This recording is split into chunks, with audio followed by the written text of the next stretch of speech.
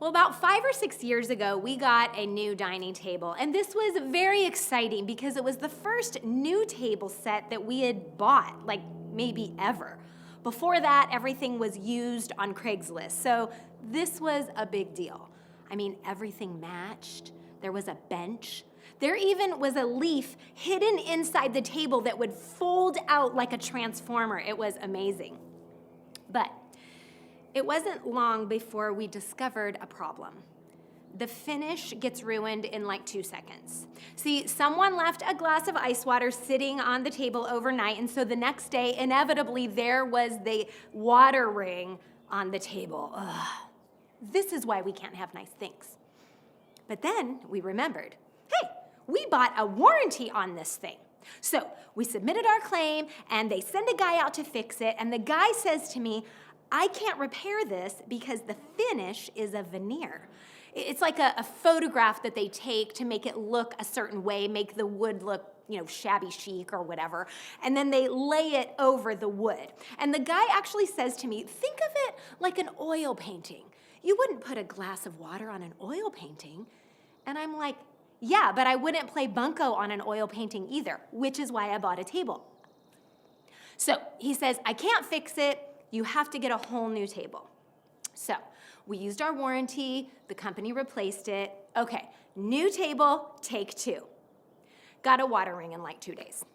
So we tried to accommodate and just be more careful. We would always use placemats. If we had a glass of water, we'd use a coaster, which is just weird. I mean, on a table that's made for dishes, not to be able to put a glass on it. The worst scar that it got was one Halloween. We have this decoration that we usually put on the table, which is a ceramic haunted house. And underneath it, we put this black felt mat that has cut out spider shapes all over it. Well, someone, I won't say who, spilled water. And to someone's credit, they wiped it up immediately, but what they didn't realize was that the felt mat just absorbed a bunch of water. And it just sat there on the table, soaking wet all day. And this left a giant watermark in the shape of a bunch of spiders, which is not really the look I'm going for. So we bit the bullet and got a whole different table that doesn't have this fake, temporary, easily messed up finish that does not hold up. And it sounds dumb, but I have this weird confidence, almost like a peace about this table, that it's gonna last. See, the quality of the finish matters. In furniture, yes, but in the significant things of life. I mean, how well something finishes matters. How thoroughly an act is completed, how genuine the work is, it makes all the difference. There are a lot of fake finishes in our world, and we've gotten used to them.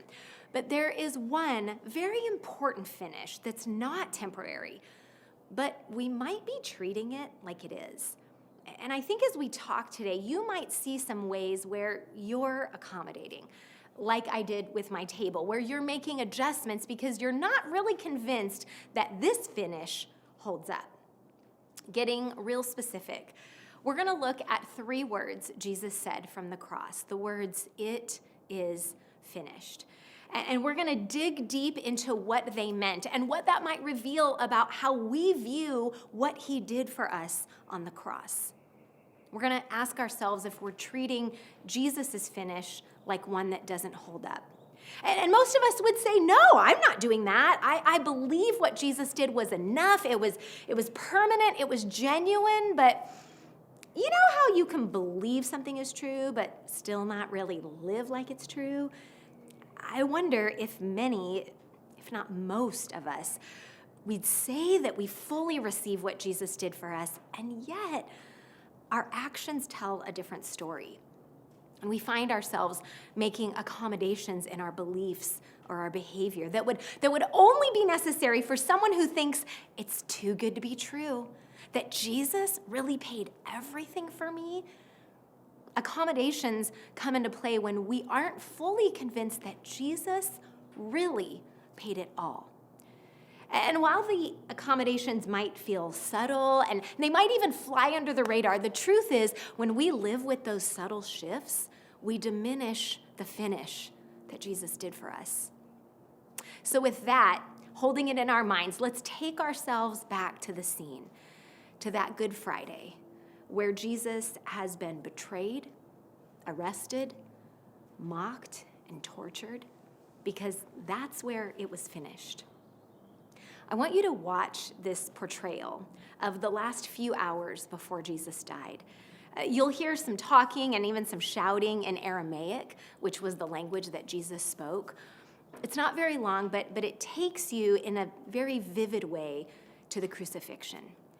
I want you to sit with this piece for the next few minutes. I know that was some intense imagery and probably hard to watch in some places without cringing. But if we are going to understand what Jesus meant when he said, "It is finished," we've got to come to terms with what it cost him to do so. Because everything that he went through culminated in this moment. And without it, the resurrection could not hold the power that it does.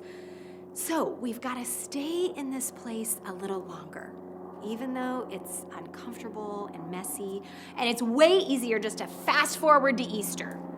But trust me when I say the celebration of the resurrection is even sweeter when we stay here and unfold these layers of what Jesus meant by "it is finished." I want to show you 3 meanings to that phrase as Jesus used it that might reveal some ways that we've been diminishing his finish. The Greek word teleo, it means to finish, teleo. And the longer word tetelestai is the whole phrase, "it is finished," tetelestai. And that phrase has 3 specific contexts that allow for 3 different nuances to the word teleo, to finish. The first use of this word for finished is when referring to something being complete. This use of the word would have been used commonly by a worker. Say, like, the work at the end of the day is done. It's saying, "I'm finished with what I had to do." Now, for a lot of us, our work seems to never be done. It's not like at the end of the day, we're like, "Everything checked off. I fully finished all the things I was supposed to do today." So maybe it's better to think of it like a project being done or a time period being over. As of today, I am 75 days away from my oldest daughter's graduation from high school. I'm not going to get into that because I am not emotionally ready yet. But graduation is an example of a clear demarcation of something being complete. Chris and I both graduated from seminary on the same day, and I remember this very strong sense of, I'm done with school. And practically it meant that I could watch TV without feeling guilty that I should be reading a textbook. Think of a time in your life where you completed something. Maybe it was graduation, maybe completing a test or certification of some sort, or moving, like the last time you closed the door on your old place, or even just completing a project at work. There's a clear line of when it is done, like D-O-N-E, done. That's the feeling of the word in this phrase, "it is finished," of teleo. So when Jesus says it is finished, it means that what he came to do is done. It's completed. He didn't leave anything undone. He did the work. And what that means for us is that there is nothing extra we need to do. We don't have to be good enough. God's not evaluating our performance to determine if we're in or we're out. And it's important that we really allow that truth to sink in, because many of us find ourselves striving to prove ourselves, to live a good life because we want to earn some sort of spiritual position, to work hard to choose good over bad because deep down we think it might make a difference in how God feels about us. Hebrews 12 echoes this truth that Jesus finished the work for us. And what I want you to notice is that the writer puts it in the context of running a race. And I think that's significant because if you've ever run a race, the whole point is to win, to be the fastest, to finish first and outperform all the other runners. But Hebrews puts it in a different light.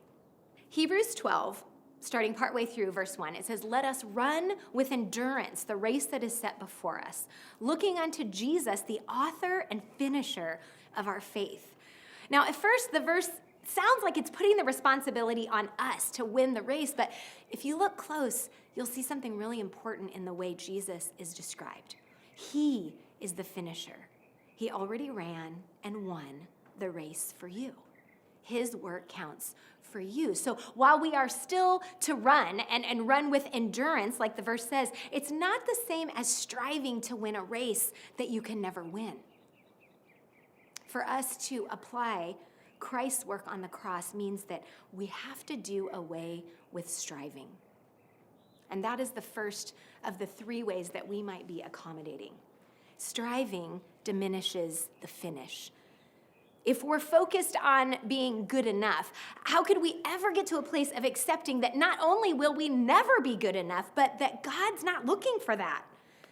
When you are striving for all the wrong reasons, it puts the focus on you instead of on what was done for you. There's so many places in our lives where we get graded or scored or evaluated. It's been part of our lives since our very first report card. But God's not keeping score. There's not a running cosmic tally of whether or not your good outweighs your bad. There's not a running cosmic tally of whether or not your good outweighs your bad. In fact, in Isaiah, the Bible tells us that even our good is like filthy rags. God doesn't have to keep score on you because Jesus' scorecard counts for you. When we're distracted by trying to prove our own worth, it diminishes our ability to receive what Jesus did for us. When our focus is being good because we're kind of trying to impress God or, get extra credit or something, we're preventing ourselves from recognizing the enoughness of the finished work of Jesus. So let me ask you, have you been striving? What does that striving look like for you? Does your hard work toward holiness come from a place of feeling like you have to prove yourself? The places where we strive are the very places that we have not fully received the finished work of Jesus. But if you can identify those places of striving, then you can bring them to the cross and let them go. Well, there's a second intention behind this phrase, "it is finished," and it is the idea of something being accomplished. This meaning for the word was used by the Jewish priest on what was called the Day of Atonement, and it was a yearly holiday where the high priest would make a sacrifice for all the sins of all the people of Israel. All the wrongdoing of the nation was symbolically put on this animal, and the animal was put to death as punishment for those sins. And the people would get a fresh start. Their sins would be removed. And the priest would enter the temple, make the sacrifice, and then come back out to where all the people were waiting, and he would declare in Hebrew this phrase, "It is finished." But the Bible, especially the New Testament, makes it very clear that it wasn't really finished, that this animal sacrifice was just temporary, a precursor to the real and final sacrifice, which we know was Jesus. Looking in the book of Hebrews again, the writer calls back to this holiday, and he frames it, though, in the light of Jesus. Hebrews 9, verses 11, 25, and 26 say this: "But when Christ came as high priest of the good things that are now already here, he went through the greater and more perfect tabernacle that is not made with human hands. Nor did he enter heaven to offer himself again and again, the way the high priest enters the most holy place every year with blood that is not his own. But he has appeared once for all, at the culmination of the ages, to do away with sin by the sacrifice of himself." Do you see the parallels in that passage to the Day of Atonement? You have the high priest. Then was the high priest of Israel. Now it is Jesus, our high priest, the last high priest. You've got reference to the temple or the tabernacle, that parallel there. We talk about it coming from his own blood instead of an animal. And then the best part is it says once for all, not again and again every year. Jesus' death was the final sacrifice. It finished the need for this temporary cleansing of sin. This second meaning of teleo, to accomplish, it means that Jesus accomplished something that we were powerless to do. But what exactly was being accomplished? Well, it's helpful to go back to that word atonement. Remember, the annual holiday was called the Day of Atonement. In the early 1500s, when the Bible was first translated into English, the translators had trouble finding an English word that encompassed what this sacrifice was all about.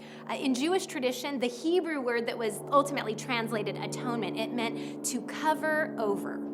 The blood of the animal covered over the sins of the people. But there was no English word for this, so they came up with one. And atonement is simply at one-ment, the state of being at one. And that's what the cross accomplished. Our perfect reconciliation with God. Where before the consequence of sin, death, prevented us from living in community with God, now the consequence was put on Jesus, who ultimately overcame that consequence through the resurrection. His finished work accomplished our at one-ment with God. And so that means if you've accepted Christ, then the state of your being is union with God. And that's our reality. But we don't always live like it's true. A few weeks ago, I was running out the door, and I had to do that checklist that you do before you go out the door. Do I have my sunglasses, my phone, my mask, my keys? Where are my keys? So I spent the next few minutes looking in all the places, the drawers, the countertops, the pockets, all the places where I could possibly find my keys. No luck. But then I had an idea. Maybe they're somewhere hiding deep in a pocket, in my coat, or like in the bottom of my bag. And we have one of those cars that you don't have to put the key in to start it. So I thought I could just get in the car and press the button and see what happens. Sure enough, I get in the car, press the button, and what do you know? It started. I drove to work literally not knowing where my keys were, but knowing that I had them. Of course, once I got to church, I couldn't unlock any of the doors because I couldn't find my keys. But my point is, they were there all along. I had everything I needed, even when I couldn't find them. Through Christ, everything you need has been accomplished for you. You have it, whether it looks like you do or not. But how often do we live as if we don't already have full and complete reconciliation with God? So what do? We accommodate. And it comes in the form of compartmentalizing. And when we do that, we diminish Jesus' finished work. Here's what compartmentalizing looks like. We have places in our lives that feel in sync with God. Maybe our church life, maybe our relationship with our spouse, the generosity that we feel toward others. But inevitably, there are places in our lives where we feel like God's over here and this action or situation or belief or mindset is over here. And there's no at one-ment. They feel mutually exclusive. And since we can't seem to get those two things in harmony, we compartmentalize. God doesn't care about this thing over here. This isn't impacting me. This has nothing to do with my relationship with God. But if Jesus accomplished complete at one-ment, that means that every part of your life is spiritual. I'll say it again. Every part of your life is spiritual. How you spend your time is spiritual. What you think about affects you spiritually. What comes out of your mouth? What goes into your mouth? Your fears, your doubts, your compulsions, your habits. Life with God means that God is interwoven into every area of our life. It means that He can speak to us through it, that He can bring healing or change. He can show us His love through something as unspiritual as a giant plate of nachos. Are there segments of your life that are, segmented? Is this an accommodation that you've made because at the heart of it, you're not valuing the power of Jesus' sacrifice as something that can align your entire life with God?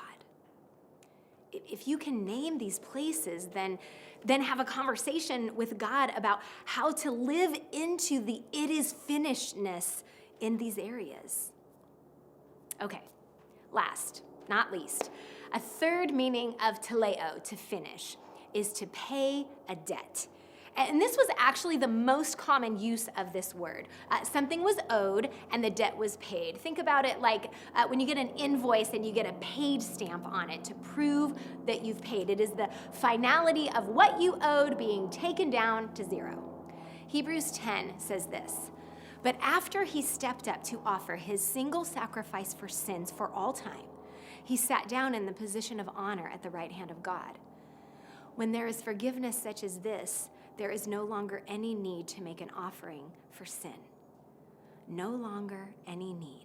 Our debt was the death that we should experience, and he paid it for us. The third way that we diminish Jesus' finish is by punishing ourselves. Punishing diminishes the finish. Some of us believe in forgiveness and have accepted that we're forgiven, but we're still in this habit of punishing ourselves. You might be someone who blew up your marriage, and you know God has forgiven you, but you still punish yourself. Maybe you've hurt your family through addiction or being a workaholic or misusing your finances, whatever, and you've made it right and you've been forgiven, but you can't let go of those feelings of shame or guilt. That's punishing yourself. Wherever you have failed might be a place you're still beating yourself up instead of living in the freedom and the new life of your debt being paid in full. My first full-time job was at a college. I was the executive assistant to the vice president of finance, and he decided that he wanted to have this big dinner as a thank you for all of his direct reports, and as his assistant, I had to organize it. And knowing that I'd get reimbursed, I just decided to pay the bill on my personal credit card. So I get the bill, and it was huge. I mean, this was a fancy dinner and drinks for like 12 people, and my 26-year-old eyes were like, ugh. Like the tip alone was bigger than my paycheck. And my boss paid my credit card bill with his budget, but here's the thing. That card was a mileage card. So Chris and I got thousands of free miles to use. It's a great analogy for the finish that means that a debt is paid. It was my bill, but someone else paid it. And not only that, but I got to enjoy the benefits of that payment. Jesus didn't say it is finished, so you would keep punishing yourself for the very things that took him to the cross. In fact, he paid the bill and invites you to live in the joy and the wholeness of a forgiven life. And can we just sit here for a minute in the bottomless grace of God? Our sin debt that Jesus paid was ours alone. Unlike my credit card bill that the college owed me money for, Jesus did not owe us a single thing. He had no debt, and he still took mine on and took yours on. And he not only took it, but he finished it. Today is Palm Sunday. That was the day that Jesus entered into Jerusalem with the intention of finishing our problem with sin. You might be someone who's been a churchgoer for a long time, been following Jesus for a while now, but is still trying to add to what he did for you because you know the finish matters. But if you spend your time trying to add to what's already been done for you, you're going to miss what God wants to build on top of that finish. As you consider that this week, ask God to reveal the ways that you have been diminishing his sacrifice. Are you striving when the work has already been done? Are you compartmentalizing because you believe that your reconciliation to God has limits? Are you punishing yourself because it feels better than simply receiving his gift? We're going to close with a worship song that declares the goodness of God, the King who will never let us down. As you sing, think about your response to what has already been finished for you.